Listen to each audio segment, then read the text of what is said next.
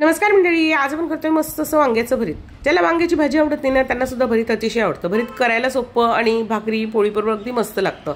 भरतासाठी ना तुम्ही हिरवी किंवा काळी वांगी घेऊ शकतात. काळ्या वांग्याला सुद्धा चव चांगली असते आणि त्याला तेलही भरपूर सुटतं. तर काय करायचं, वांग्याला बाहेरून तेल लावून घ्यायचं आणि वांग अगदी व्यवस्थित भाजून घ्यायचं. तेल लावल्यामुळे काय होतं, भाजल्यावर त्याची साल जी आहे ना ती पटकन सुटून येते. त्यामुळे तेल लावून वांग भाजायचं, व्यवस्थित भाजून घ्यायचंय. भाजलं की त्यानंतर ओल्या हाताने काय करायचे, त्याची साल काढून टाकायची आणि त्याचबरोबर वांग व्यवस्थित मॅश करून घ्यायचं आहे.